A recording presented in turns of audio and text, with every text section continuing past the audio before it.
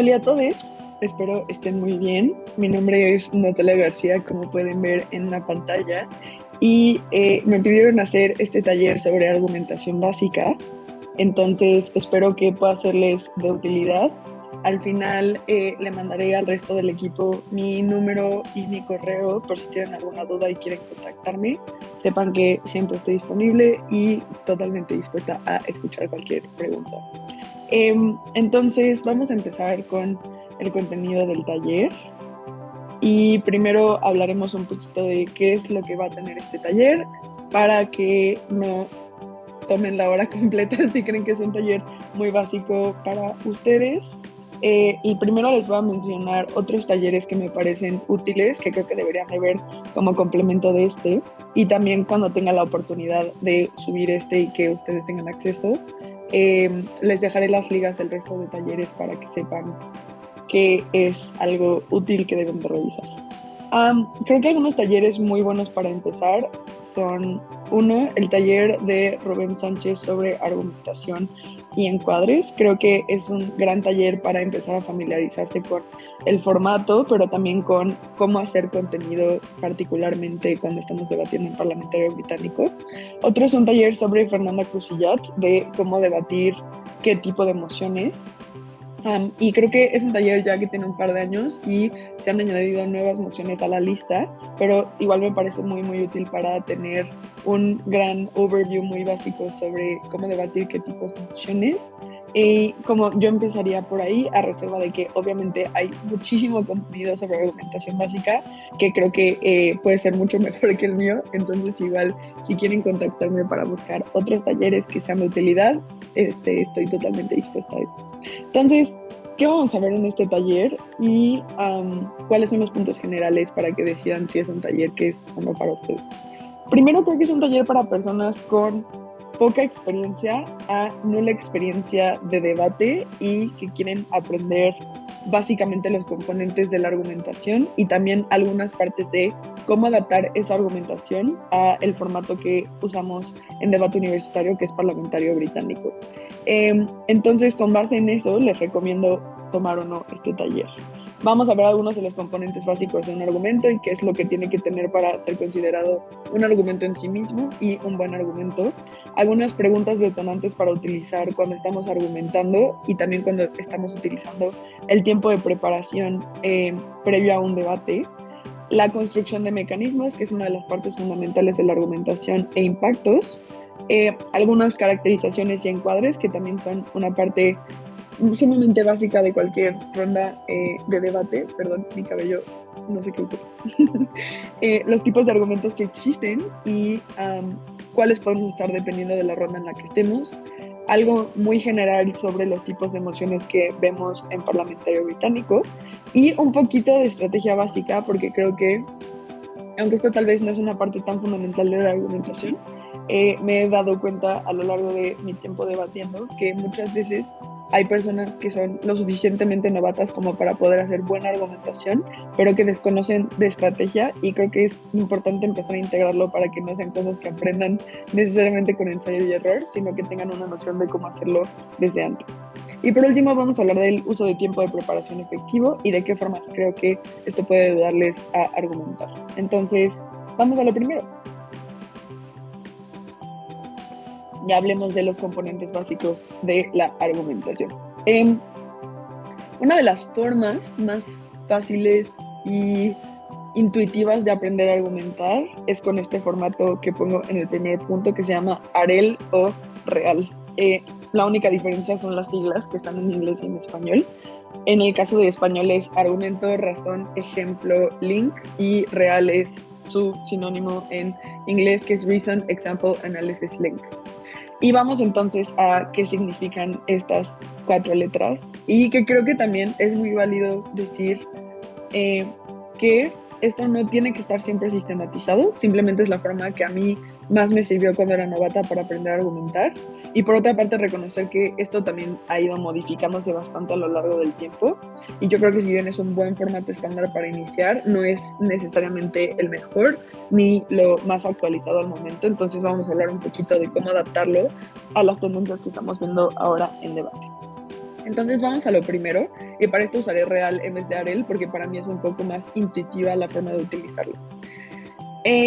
Entonces, ¿qué es básicamente una razón? Y una razón es una premisa que vas a probar con el resto de tu argumentación. Una razón se puede ver algo tan sencillo como la inflación es mala o la inflación causa daños en la población.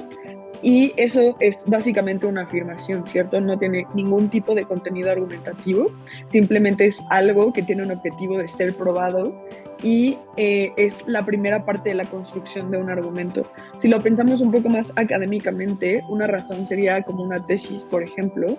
Entonces es algo que vas a probar con el resto de tu investigación y que es una afirmación que necesita fundamento para ser verídica.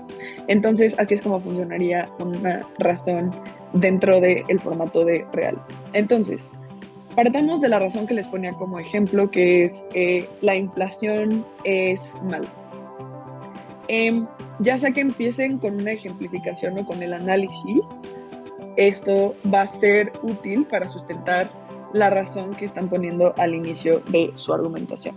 Entonces, hagámoslo primero con un ejemplo, que creo que es una forma intuitiva de ilustrarlo tanto para el panel de personas juezas como para ustedes entender un poco a qué se van a referir y para el resto del debate.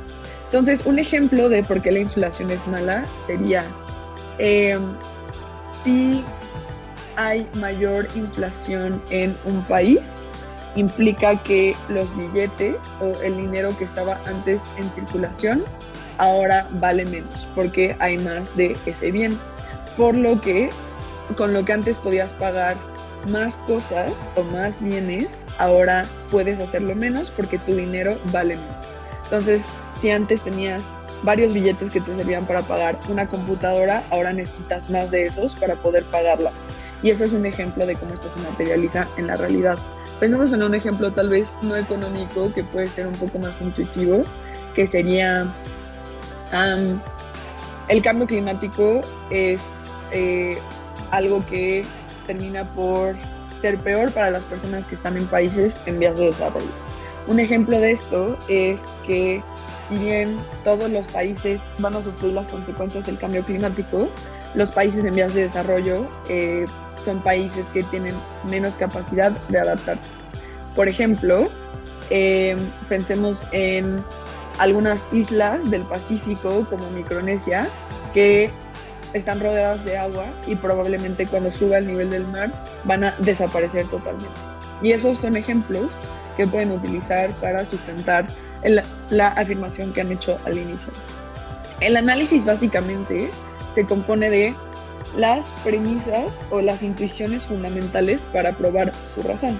Entonces, por ejemplo, en el primer ejemplo que teníamos sobre si la inflación es mala, ya les explicaba el ejemplo de cómo ahora tu dinero vale menos, entonces puedes comprar menos cosas.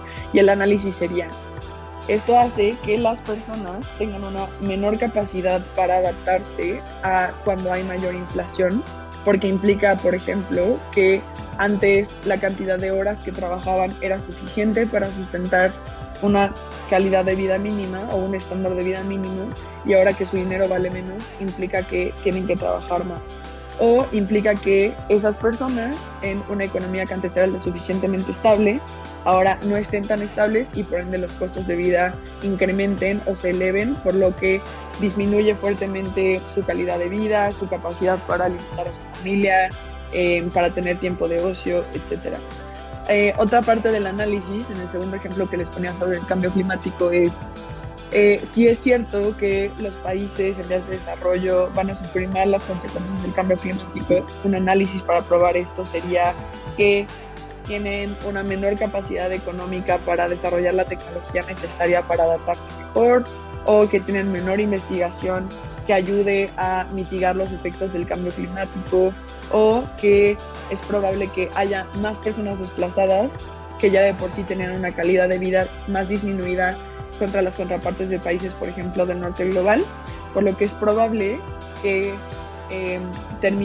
estas personas terminen por tener asimetrías o desigualdades mayores entre los países del norte global y su país particular. Y como ven, todo el análisis que les acabo de explicar, que simplemente son ejemplificaciones de cómo se vería esto materializado, tiene varias capas para explicar si la premisa que están queriendo probar es cierta o no. Entonces, por ejemplo, en una parte les estoy explicando la plausibilidad de que algo ocurra, que es el cambio climático afecta asimétricamente a las personas, en tanto esto es plausible y en tanto esto está probado, entonces se explican las asimetrías que componen a distintos espacios o a distintos países del mundo. Y también esto tiene capas o gradaciones del impacto, y esto se ve como, por ejemplo, no es lo mismo las afectaciones que tiene el cambio climático en países del norte global a países del sur global, que si bien ambos van a estar afectados, claramente a los países del sur global esto va a terminar por ser mucho más difícil de contener o de mitigar. Por lo que cuando estamos haciendo análisis de argumentación, no es solo enlistar las premisas por las cuales nuestra razón es cierta, sino explicar también por qué distintos tipos de análisis ayudan a probar distintas cosas, como si esto es cierto, si esto es importante o qué tan impactante es el nivel de análisis que queremos probar. Lo último es el link. Aquí es un poco la parte que decía al inicio como disclaimer, que es que mi percepción es que esto ya no es tan utilizado. Igual me parece útil para iniciar, entonces les recomiendo que lo hagan. Pero ahorita hablaremos un poco de qué otras cosas podemos utilizar en vez de un link o lo que nos lleva de regreso a nuestro argumento. Entonces un link básicamente es, tengo esta razón, que es que la inflación es mala para las personas. Les puse un ejemplo que es que las personas cuando hay inflación pueden comprar menos bienes y servicios. Les di el análisis de por qué esto es malo para la mayoría de la población y el link sería probar o regresar a, en tanto todo esto es cierto, noten cómo entonces la inflación es algo malo, ¿cierto? Entonces, esto me parece útil justamente porque les ayuda a estructurar de mejor forma su argumentación y sus discursos, pero creo que el link no siempre es necesario. En tanto, hay formas distintas de linkear las cosas que habían argumentado de regreso a su premisa inicial, como justamente esto es algo tan negativo, deberíamos de evitarlo, o también pueden hacer un ejercicio de explicar por qué comparativamente con otras cosas esto es peor, y por ende, es decir, por ejemplo, en el caso de la argumentación, en el caso de la inflación, por ejemplo, podrían decir como en la comparativa entre no tener inflación y tener inflación, preferimos no tener inflación porque no tenemos todos estos experimentos que disminuyen la calidad de vida de las personas. Y esto es una forma distinta de llegar a ese link que los regresa a su premisa sin necesariamente hacer como tan explícitamente la parte de la vinculación, ¿cierto? Pero igual creo que sí es importante hacer el ejercicio inicialmente porque nos ayuda a asegurarnos de que lo que estamos argumentando nos regresa a la parte principal de lo que queríamos probar. Esto significa que el argumento puede o no ser circular, de preferencia no debería de serlo, porque la argumentación circular implica que es como realmente no estás probando muchas cosas, pero sí es importante regresar a las premisas iniciales que tenías. Entonces, así se ve una estructura muy básica de Real o de AREL. Yo creo que siempre es buena idea cuando estamos iniciando, literalmente en una hojita o en donde sea que anoten, tener esas premisas o esos componentes enlistados, y es algo que después de mucha práctica eventualmente les va a venir muy natural y ya lo van a hacer de la forma más intuitiva posible. Entonces, empezando siempre me parece útil tener como ese template o esa línea básica que deben seguir para saber básicamente qué partes o qué componentes tiene la argumentación.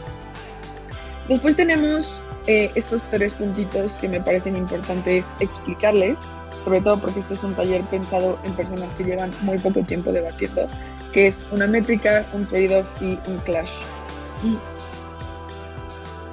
Hay otros componentes de argumentación un poco más avanzada, como ponderaciones, que podemos, de los que haré mención a lo largo de este taller, pero que no es parte de la estrategia de argumentación básica. Y creo que hay talleres mejores sobre ponderaciones que no tomaremos en este momento, pero para que sepan que eso igual existe. Entonces, pasemos a lo primero, sobre qué es una métrica. En cualquier debate van a haber métricas. Y lo que eso significa es, una métrica es como un razonamiento objetivo de lo que necesitamos probar para ganar el debate. Por ende, las métricas no están cargadas ni a gobierno ni a oposición, sino es algo objetivo que cualquier equipo puede probar y que si se prueba, gana. Entonces, pensemos en alguna moción en donde esto sea cierto. Si estamos debatiendo una moción sobre legalizar o no todas las drogas, la métrica del debate o lo que tiene que probar cualquier equipo para ganar sería si esto es bueno para la mayoría de las personas o no es bueno para la mayoría de las personas. En tanto, hay un equipo que va a lograr probar más beneficios para una mayoría de las personas, esto ayuda a aprobar esa métrica. Y esto es importante porque gobierno en esa moción sobre legalizar todas las drogas puede argumentar como esto es bueno para la mayoría de las personas porque implica que hay un mayor control de daños, porque el gobierno está observando mucho más que las drogas sean puras, que tengan un proceso adecuado de producción, disminuye los índices de crimen organizado porque el negocio desaparece, por lo que es mejor para la mayoría de las personas, mientras que oposición puede argumentar que esto es malo en principio porque probablemente los límites que ahora había o que la prohibición hacía que ciertas personas no consumieran, ahora desaparecen, por lo que hay más gente consumiendo.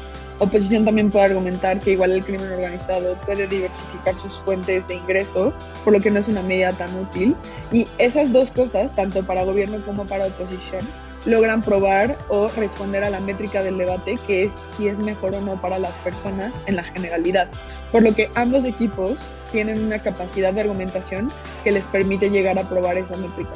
Ahora bien, ¿cómo identificamos métricas en cualquier tipo de debate? Y es cuando empezamos a argumentar o cuando estamos en el tiempo de preparación con nuestra dupla, vamos a tener una moción que es legalizar o no todas las drogas y ustedes tienen que hacer un trabajo por acceder o desbloquear la métrica de ese debate, que es qué es lo que realmente nos está pidiendo debatir esta ronda y es si es bueno o no para todas las personas, si es bueno o no para quienes consumen, etc. Y entonces tendrían eso. Un trade-off, que es la siguiente parte de un componente básico de un breakdown de cualquier debate que vayamos a tener, es hay cosas que se ganan de un lado y se pierden de un lado, y hay cosas que se ganan de otro lado y se pierden de otro lado. Entonces, si les estoy poniendo el ejemplo de la legalización de las drogas, el gobierno tiene que asumir el beneficio de que la legalización probablemente implique una menor criminalización de las personas, pero que también probablemente haya más gente consumiendo, ¿cierto? En tanto, oposición dice, ok, asumimos el costo de que esto ahora se siga criminalizando, pero hay menos gente consumiendo. Entonces, este es uno de, y creo que, según yo, no hay una traducción literal de trade-off al español, pero básicamente son las concesiones que hace cada lado de la cámara para reconocer que hay cosas que ganas y cosas que pierdes. Los trade-offs los debemos conceder en función de, uno, qué tan importantes para nuestro caso, es decir, hay concesiones que simplemente no estamos dispuestos a hacer porque nos haría perder el debate. Y segundo, es persuasivo hacer ciertas concesiones porque eso también mejora nuestro caso. Es decir, si yo estoy jugando en esta moción en el mejor escenario de gobierno, en donde igual la legalización es buena para las personas, porque de todas formas no vale la pena legalizar las drogas, ¿cierto? Y aquí pueden argumentar que tiene muchos perjuicios para la gente que las consume, aunque sea de forma legal, porque, por ejemplo, legalizar la cocaína, que antes era más difícil de conseguir en gobierno, implica que haya un perjuicio grave para la salud de las personas que ahora puedan conseguirlo de forma más sencilla. Entonces, incluso si se puede, tiene perjuicios muy graves.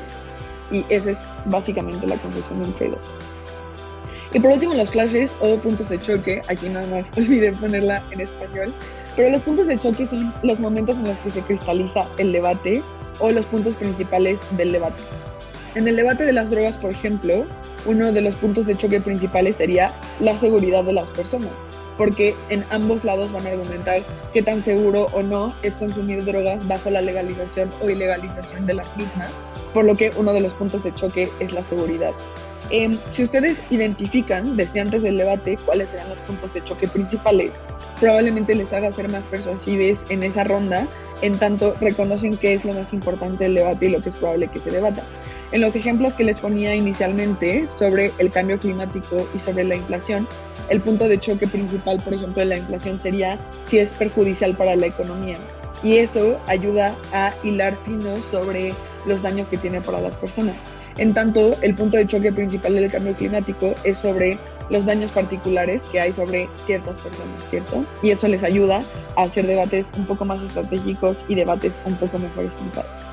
Al final les pongo algunas preguntas que les pueden ayudar a desbloquear estas 4 ideas que les mencionaba al inicio sobre real, las métricas, los trade-offs y los clashes, y que eventualmente les ayudarán a llegar a componentes más avanzados de argumentación como ponderaciones.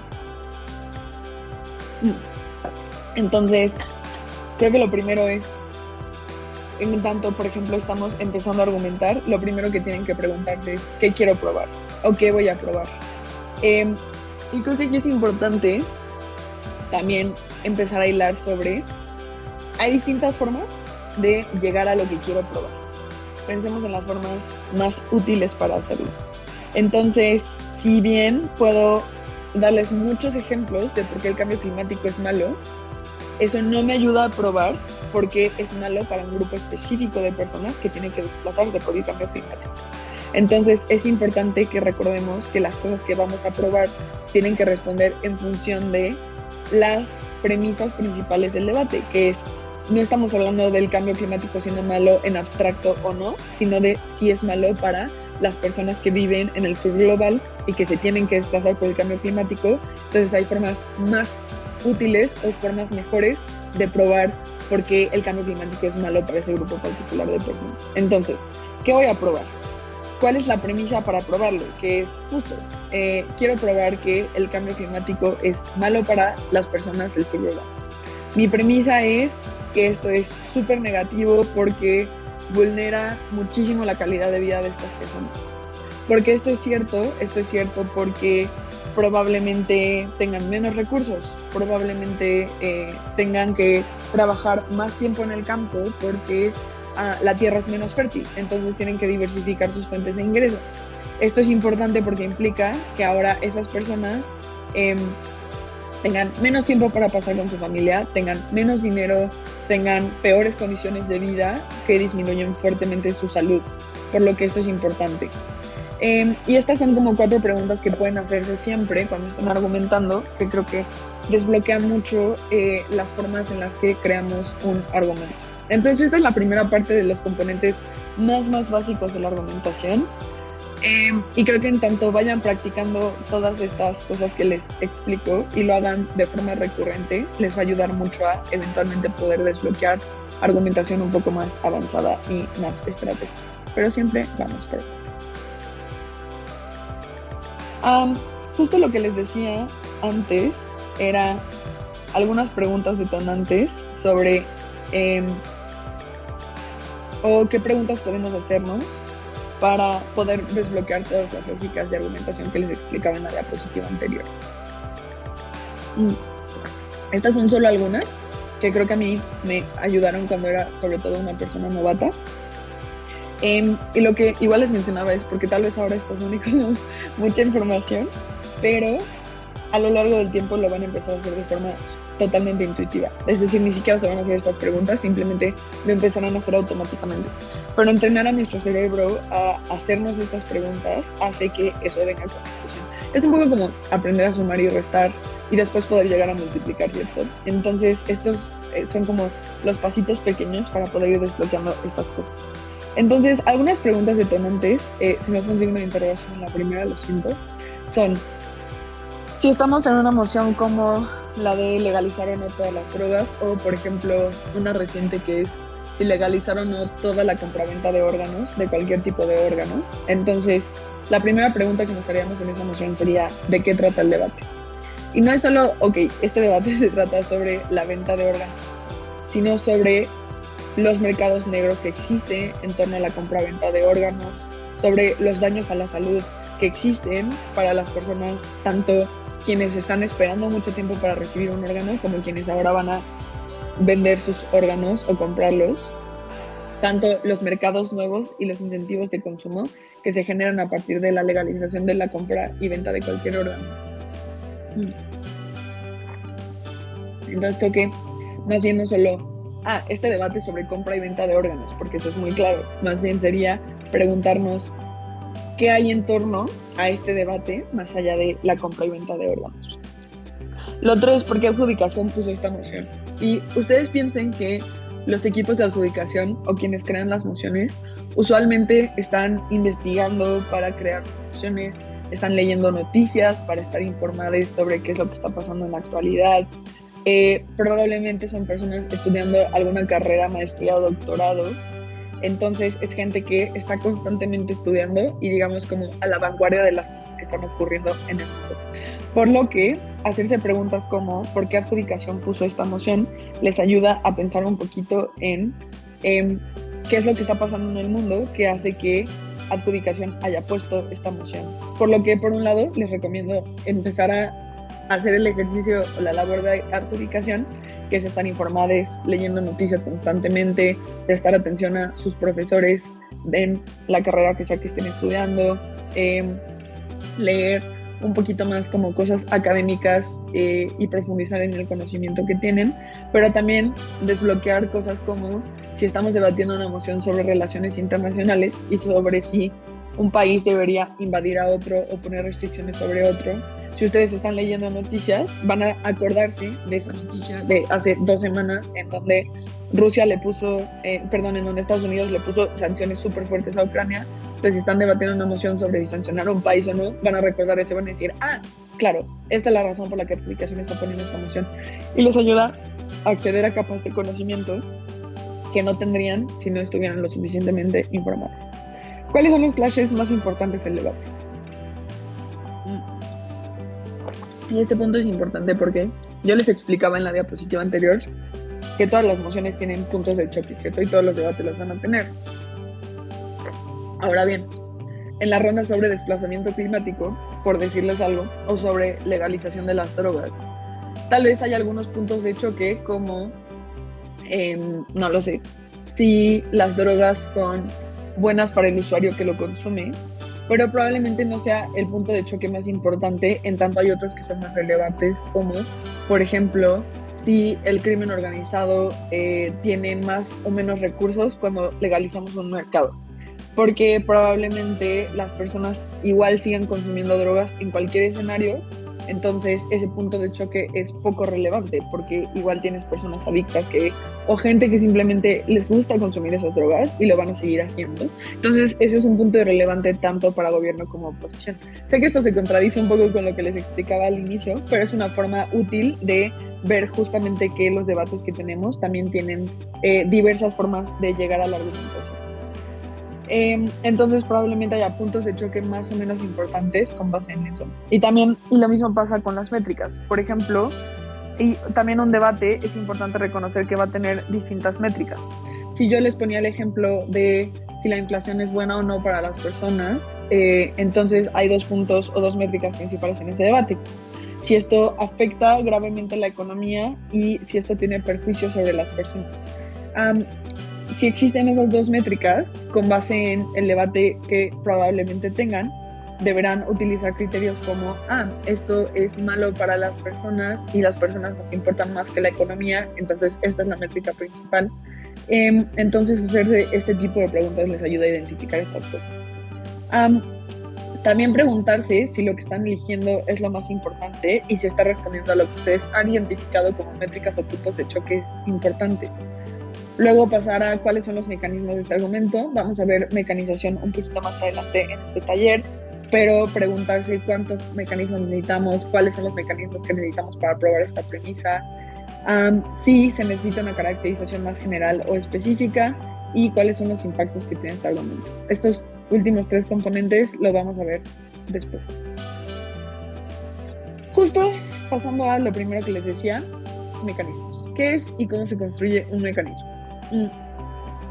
Y esto es muy sencillo y probablemente es algo que escuchen de forma muy recurrente en debate, por lo que no deberían asustarse, porque un mecanismo es básicamente, es como lo más sencillo que se pueden imaginar.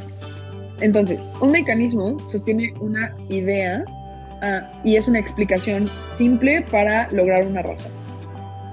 ¿Cuáles son los componentes principales de un mecanismo? Son simples, son breves y son intuitivos. Entonces, aunque hay mecanismos que son más o menos largos, la mayoría de los mecanismos no deberían de ser más que una línea. Entonces, por ejemplo, afirmar que, no lo sé, por ejemplo, todos los hombres son personas. Entonces, si esa es su razón, un mecanismo para probar que todos los hombres son personas sería decir, por ejemplo, Paco es una persona, por ende, Paco es un hombre. Que obviamente esto es algo como súper tonto y es un ejemplo muy banal para explicarles lo que es un mecanismo, pero lo más importante de esto que les estoy explicando es que justo todas estas frases pequeñitas que les acabo de decir son mecanismos. Entonces, y aquí hay otro ejemplo, ¿cierto? Una razón es los gases de efecto invernadero calientan la Tierra. Un mecanismo para eso, o para probar que los gases de efecto invernadero calientan la Tierra, o porque esto es malo, es que si la Tierra se calienta, las especies mueren. Esto es simple, en tanto es intuitivo para la mayoría de las personas y es algo fácil de seguir, es breve, ocupa muy pocas palabras y es intuitivo, es algo que está en el imaginario colectivo de la mayoría de las personas. Y lo mismo pasa con la siguiente afirmación, que es, si la Tierra se calienta, el nivel del mar sube. También aquí hay mecanismos para probar porque esto es cierto, Como, ok, si está más caliente, piensen que el mar es como un hielo y cuando el hielo se derrite, entonces hace agua que sube. O cuando estás tomando una bebida, cuando los hielos se derriten, tienes más agua. Y estos también son mecanismos para probar justamente esta lógica. Entonces, como ven, un mecanismo es algo súper sencillo. Obviamente hay mecanismos para argumentación más o menos compleja y también eso hará que sus mecanismos sean más o menos complejos, pero esto es nada más para que entiendan el gran overview que es un mecanismo. El calentamiento global mata gente y por ende el calentamiento global genera cambio climático. Todas estas cosas son mecanismos para probar por qué el calentamiento global es malo o por qué el calentamiento global es algo negativo. Y todos estos son mecanismos que pueden utilizar para justamente desbloquear este tipo de cosas, ¿cierto?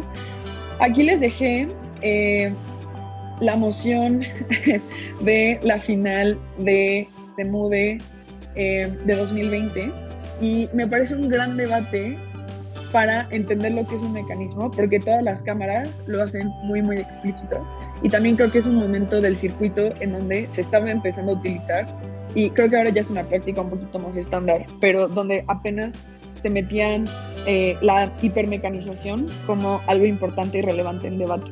Van a notar que todas las cámaras en algún momento dicen cuáles son los mecanismos para probar esto, esta idea, este argumento, y van a empezar a enlistar una serie de razones por las que la premisa que quieren probar es cierta, que se ve muy similar al ejemplo que acabamos y al ejercicio que acabamos de hacer.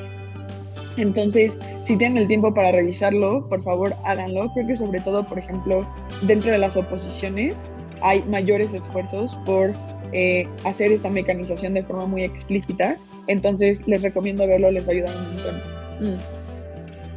Y un ejercicio que pueden utilizar en casa, como para practicar mecanización, es ir anotando todos los mecanismos que encuentran y así van a poder construir un poco mejor esta parte de la argumentación. Vamos a la siguiente parte de este taller, que es la construcción de impactos. Y aquí les puse una moción que pusimos desde el equipo de adjudicación de otoño hace un par de semanas, que es, asumiendo que puedas decidir esta casa como una persona con enfermedad terminal, elegiría no tener afiliación alguna con una religión. Ejemplo, no profesar ninguna religión, no ser parte de ninguna comunidad religiosa, etc. Y esta va a ser la moción que utilizaré de ejemplo para las cosas que les voy a explicar a continuación. Entonces, ya hemos hablado de los componentes básicos de la argumentación, que es real, arel, como quieran llamarle, y las formas en las que construimos eso, que es una premisa, un ejemplo, el análisis, que el análisis tendría justamente toda la parte de la mecanización, Y digamos que el siguiente grado de análisis tendría la construcción de los impactos. Y un impacto es simplemente como esta imagen de un ladrillo siendo aventado en la parte inferior derecha de la pantalla, que es, su argumentación puede ser muy bonita y puede ser muy bien construida, pero si no tiene impactos, no sirve para nada. Porque no estarán probando por qué le importa a la persona jueza, ¿cierto? Y los impactos justamente son criterios para explicar la importancia de su argumentación. Entonces, aquí hay dos premisas principales que tienen que tener cualquier impacto. Lo primero es la relevancia.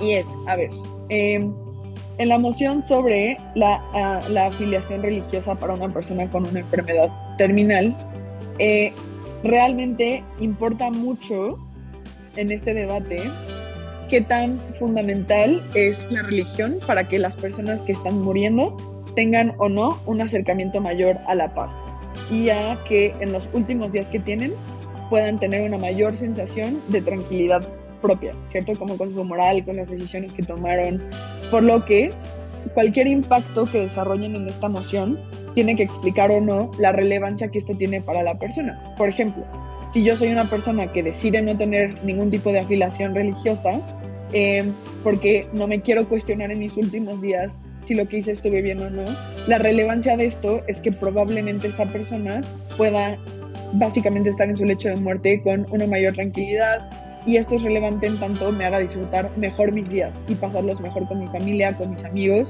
o simplemente disfrutarlos haciendo las cosas que me gustan sin cuestionarme o no si lo que estoy haciendo es bueno o no en función de la religión a la que pertenezco. Es decir, probablemente como yo, Natalia, quiera pasar el resto del tiempo con mis amigos sin cuestionarme o no si lo que hice estuvo mal o no, y no lo sé, como comer mucho porque me gusta mucho comer y que eso me permita tener el mejor tiempo posible. Mientras que habrá religiones que cuestionen eso porque estoy cometiendo un pecado que es la gula y que por ende esto es malo porque se me va a castigar al final, como cuando muera, ¿cierto? Entonces esto es relevante justamente porque impacta mucho o no sobre la calidad de vida de esa persona en sus últimos días. Y creo que también aquí hay otro punto que es las afectaciones y los grados del daño, que son básicamente,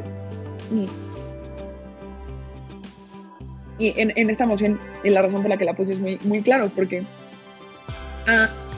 también oposición en ese punto, impactando, lo puede argumentar, no me importa si los 3 o 4 últimos días de mi vida estoy en este conflicto, si el impacto de esto es que ahora sí que voy a desbloquear básicamente por el resto de mi eternidad un lugar donde sé que estaré bien, porque ahora voy a ir al cielo. Hay mecanismos para probar porque esto es cierto, no es relevante en tanto ahora estamos haciendo construcción de impactos, pero me importa poco cuestionar mi moral 2 o 3 días si eso implica que el grado de daño disminuye significativamente, si tengo la certeza de que por expiarlos me voy a ir al cielo, ¿cierto? Y eso implica que el resto de la eternidad y cuando muera estaré súper tranquila porque reconozco que lo que sigue son cosas buenas y son cosas positivas. Por lo que las afectaciones de gobierno, aunque pueden ser ciertas, realmente disminuyen mucho porque tengo esta cantidad de beneficios o esta cantidad de impactos que me ayudan a entender por qué me importa poco las afectaciones que esto pueda tener, ¿cierto? Y les puse 4 preguntas para, obviamente hay más, ¿no? Como no más, todas las preguntas que les puse en esta presentación son ejemplos para llegar a desbloquear este tipo de cosas. La forma en la que desbloqueamos impactos es pensar a quién afecta esta medida. Entonces, en este caso es muy intuitivo porque es cualquier persona con una enfermedad terminal, pero pueden pensar en los distintos grados de afectación que tienen las religiones sobre las personas, ¿no? Por ejemplo, en el hinduismo hay una fuerte creencia a que si tú estás viviendo una vida muy mala en este momento o si tienes una enfermedad terminal, probablemente esto fue un proceso de karma porque hiciste cosas malas en tus vidas anteriores. Mientras que otras religiones como la católica consideran que puedes expiar todos tus pecados siempre y cuando te arrepientas, aunque sea al final de tu vida. Entonces, hay distintas religiones que tienen grados de afectación mayores o menores sobre las personas que están teniendo una enfermedad terminal, ¿cierto? cómo le afectan es justamente un poquito el dilema moral que planteaba al inicio de la explicación de la construcción de los argumentos, que es, te puede afectar en una mayor o menor medida dependiendo de cómo veas la vida después de la muerte, y esto justamente puede afectar en un mayor o menor grado a las personas. Otra pregunta es si afecta asimétricamente o no a el actor o a lo que sea que estén definiendo en esta moción. Entonces, probablemente haya gente que simplemente no pueda vivir con la carga moral o simplemente no pueda vivir sin pensar en vida después de la muerte porque le genere demasiada ansiedad existencial, por lo que sí habrá personas que tal vez esto no les importe tanto y habrá gente que necesite aferrarse a alguna creencia o valor moral para poder morir tranquilamente, ¿cierto? Entonces sí afectará asimétricamente a las personas. Y otra pregunta que les dejo acá, que tal vez no aplique en esta moción, pero sí en otros debates, es la irreversibilidad de esto. Que es sobre todo en debates sobre tomar decisiones, y la irreversibilidad va en función de si la decisión que tome me haga un daño que básicamente ya no puedo recuperar, o un daño material que es demasiado grande y que por ende no estamos dispuestos a tomar.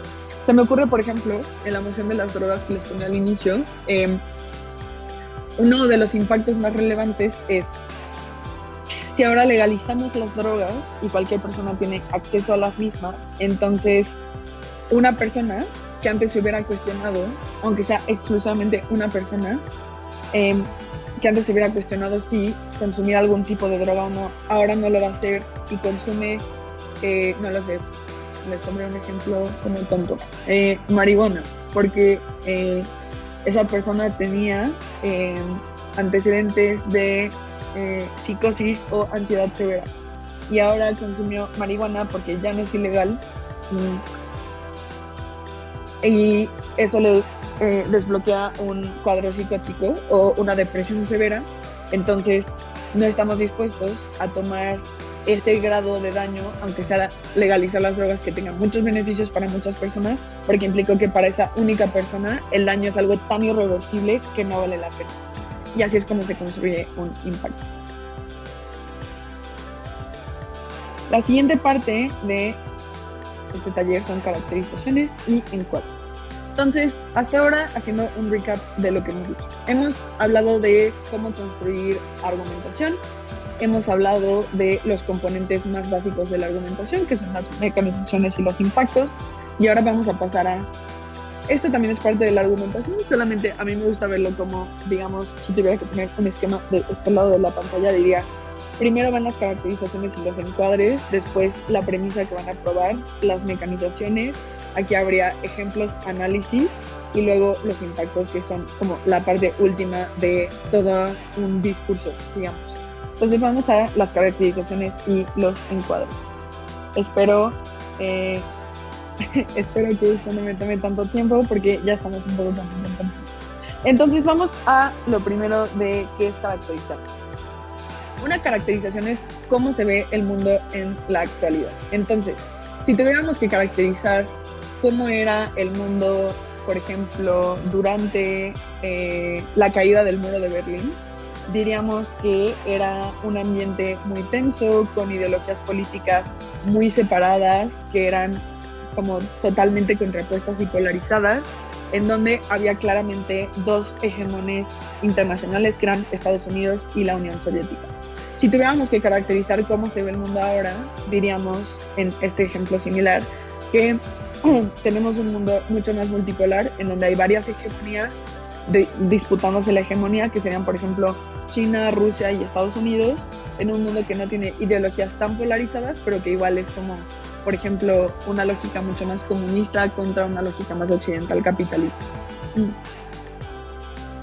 Entonces, cualquier moción va a necesitar un grado de caracterización para dejar en claro cómo se ve el mundo o el statu quo con eso. Creo que sobre todo las mociones de relaciones internacionales nos piden caracterizar más o menos.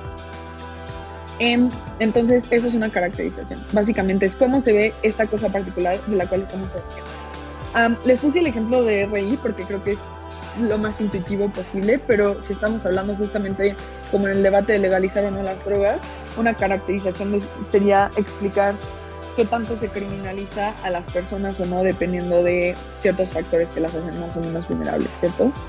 Em, entonces, pasando de la caracterización a los encuadres. Los encuadres son, y usualmente van de la mano, ¿cierto? Porque necesitas caracterizar mucho para encuadrar algo específico. Y es hacer zoom algo muy, muy, muy particular. La forma en la que mi coach Dios, Rubén Sánchez, explicaba esto era, es como si ustedes tienen una pintura o una foto y probablemente la pintura tenga muchas cosas por sí misma, ¿cierto? Si estamos viendo un cuadro de Monet, haya muchas partes de la pintura que son muy bonitas, pero ustedes quieren ver particularmente a la persona que está pintada en la esquina de la izquierda, por lo que van a hacer un esfuerzo por ver a esa persona. Aunque hay un panorama muy grande del cuadro, le están explicando a la persona jueza por qué deberían enfocarse en esta persona particular que está pintada en la pintura. La moción de la semifinal, cuartos de final, sí, de CEMUDE Madrid 2022 era sobre xenofeminismo, que básicamente es una modificación radical del cuerpo de los humanos para desbloquear ciertas cosas. No profundizaré en esto, si quieren buscarla, es una maravillosa moción. Pero digamos que el encuadre en esa moción era sobre los distintos tipos de opresión o las distintas raíces que tiene la opresión del patriarcado sobre las mujeres. Y aquí hay varios componentes, ¿cierto? Una es, por ejemplo, las asimetrías laborales que existen entre hombres y mujeres, que puede perpetuar el patriarcado. Otra es sobre las labores domésticas, que usualmente son de las mujeres porque están menos remuneradas, porque el cuidado se ha relegado a las mujeres. Entonces hay distintas formas de encuadrar la opresión patriarcal, y no diría que ninguna es más cierta que otra. Simplemente es un cuadro grande de Monet en donde el enfoque para la persona jueza, y una de las argumentaciones que utilizamos en ese debate fue probar cómo el cuerpo femenino o la asociación de los cuerpos femeninos era es una de las razones principales por las que el patriarcado oprime a las mujeres, porque las mujeres son quienes tienen el rol de crianza, porque las mujeres son quienes se tienen que embarazar, porque las mujeres son quienes tienen que amamantar o maternar a les hijes, por lo que entendemos cómo, y lo que les explicaba es, hay distintas formas de opresión patriarcal, la que nosotros utilizamos en ese debate para probar que la opresión era negativa, y en ese encuadre era justamente sobre el cuerpo de las mujeres. Entonces, así se ve más o menos caracterizar y encuadrar. Argumentos y mociones. Aquí les digo, hay talleres que lo van a explicar mucho más a profundidad que yo. Nada más quiero que sepan que esto existe para que tengan una noción de lo que se van a encontrar cuando empiecen a debatir. Hay distintos tipos de emociones. Aquí les puse 4 de qué es lo que a veces les hemos pedido debatir. La primera es esta casa lamenta X. Entonces puede ser, por ejemplo, esta casa lamenta las redes sociales o el auge de las redes sociales. Por lo que el gobierno debe de construir un contrafáctico que es cómo se hubiera visto el mundo sin redes sociales. Entonces sería como, por ejemplo, un mundo sin redes sociales sería como vivíamos antes de los 2000 con el boom del internet. Y esto es bueno porque, no lo sé, menor ansiedad social en redes, menos adicción o dependencia a los teléfonos celulares. Entonces es algo que nos pide debatir ese tipo de emociones, mientras que oposición en esa emoción argumentaría que las redes sociales, aunque tengan perjuicios, son buenas por X, Y, Z, no lo sé, lo que se les ocurre. Luego, esta casa haría X, que es una moción política y es un curso de acción política. Por ejemplo, esta casa legalizaría las drogas. Entonces tienen que construir cómo es que se daría el proceso de legalización. Como, probablemente el Estado haría X, Y o Z, pondría centros para que las personas puedan drogarse en esos centros de forma segura y limpia, X, Y, Z. Esta casa cree que X es una moción en donde se tiene que construir plausibilidad de que esa cosa ocurra. Por ejemplo, esta casa cree que el helado de vainilla es mejor que el de chocolate. Entonces, ustedes tendrían que argumentar por qué el helado de vainilla es más rico, es más sano, es más nutritivo en contraposición al helado de chocolate. Esta casa como X es una moción de actor en la que tienen que argumentar básicamente los intereses del actor. Entonces, por ejemplo, esta casa como no lo sé, esta casa como no lo sé, una persona X escogería, si tuviera que escoger, ya se me ocurrió. Ok, increíble. No sé si han visto como este dilema ético-moral sobre una persona que está en una estación del tren y viene un tren como a toda velocidad que va destinado a atropellar a 5 personas y esta persona tiene una palanca y si la mueve, en vez de atropellar a 5 personas, se va a mover por una vía que va a atropellar a solamente una persona. Entonces, en una moción sobre esta casa jalaría la palanca, tenían que explicar por qué al actor particular que está jalando la palanca le interesa más matar nada más a una persona que matar a 5. Y luego hay otras dos cosas al final de esto que ya no tienen que ver con mociones, sino con formas de argumentar. Una cosa es fiat, que es, por ejemplo, en las mociones sobre, en la moción política, el gobierno tiene el fiat para asumir que la legalización de las drogas es algo que va a ocurrir. Oposición no puede decir, no, las drogas no se van a legalizar, sino tienen que debatir asumiendo que se legalizan porque esto es bueno o malo. Y por último, argumentos. Y aquí hay 3 tipos de argumentos que nada más les voy a mencionar para que igual sepan que existen. Y que dependiendo de la moción, el debate, la ronda, pueden utilizarlos a su favor. Uno son argumentos de principios, que creo que cada vez más se socializan en el circuito, lo que me parece muy chido porque hay argumentos que no llegan a un impacto práctico, sino simplemente es porque en principio deberíamos hacer o no las cosas, porque es moralmente correcto e incorrecto, y así es como se ven un poco más los argumentos de principios. Y los otros son como consecuencialistas y utilitarios, que es un poco la lógica de, y por ejemplo, en el ejemplo que les ponía sobre el tren, porque en principio está mal matar, independientemente de si es a 5 personas o a una persona. Entonces, ¿por qué no deberíamos hacerlo y por qué no deberíamos jalar la palanca? Contra un argumento consecuencialista utilitarista que lo que busca probarles es mejor generar menos daño a menos personas, por lo que es bueno jalar la palanca porque nada más estamos matando a una persona en lugar de a 5, por lo que en realidad salvamos vidas. Y lo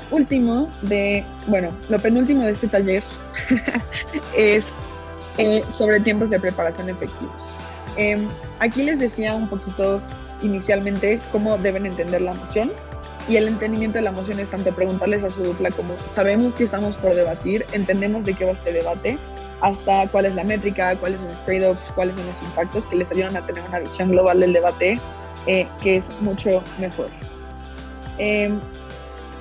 La segunda es sobre argumentación, que es a veces, sobre todo creo que esto pasa cuando somos una cámara alta por encima de una cámara baja, vamos a buscar tener una mayor cantidad de argumentos para quemarle todo el terreno posible a la bajas. Y yo siempre creo que es mejor tener 1 o 2 argumentos muy bien construidos, de los que se sienten muy seguros, contra no tenerlo, ¿cierto? Contra tener más, pero que probablemente les ponen el terreno. Y creo que pasa lo mismo estando en una cámara baja. Siempre es mejor buscar argumentos armoniosos que estén bien construidos a básicamente tenerlos como en todos lados y que no ayuden a probar nada.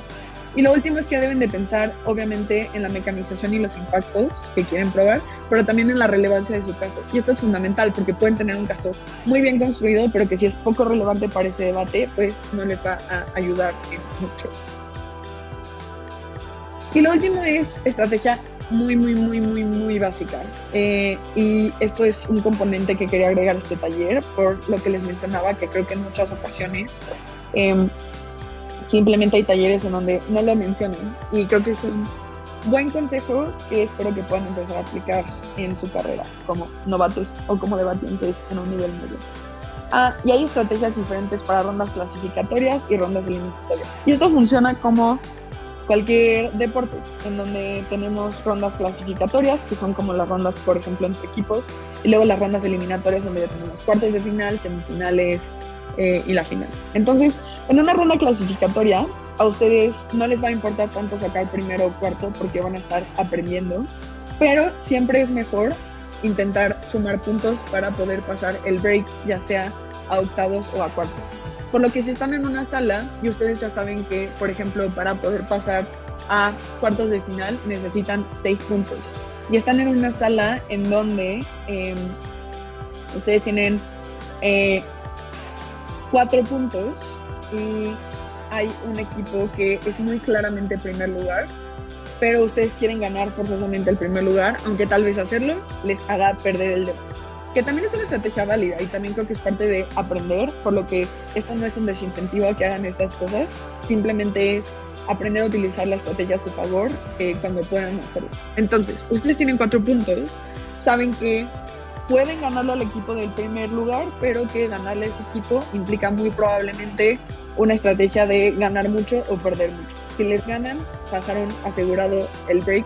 Si no les ganan, ya no pasaron. Entonces, yo lo que haría sería ir por una estrategia un poco más segura, que es ganarle a el equipo que está para ustedes en segundo y en tercer lugar, por lo que así aseguran su paso. Entonces, van a pasar la mayor parte de sus discursos explicándoles por qué el equipo en segundo lugar no puede ser segundo lugar y por qué ustedes claramente ganaron frente a esa comparación. Y lo último es en rondas eliminatorias, que obviamente esto ya es muy diferente y esto sí creo que es una estrategia un poquito más avanzada. Igual se las voy a mencionar para que la tengan presente y no para que necesariamente empiecen a utilizarla. Que es, en rondas eliminatorias van a pasar 2 equipos nada más, tanto en cuartos como en octavos como en semifinales, al menos en la sala en la que ustedes lleguen a estar, ¿cierto? Entonces, lo que van a intentar priorizar es asegurar su pase antes que ganarle a todos los demás equipos en esa sala. Entonces, esto es todo. Compartiré esta presentación para que la tengan a la mano y espero el taller les haya sido de utilidad. Siempre que quieran buscarme y contactarme, mis líneas están abiertas. Y muchas gracias por prestar atención, por escucharlo y mucho éxito en los debates que tengan a futuro.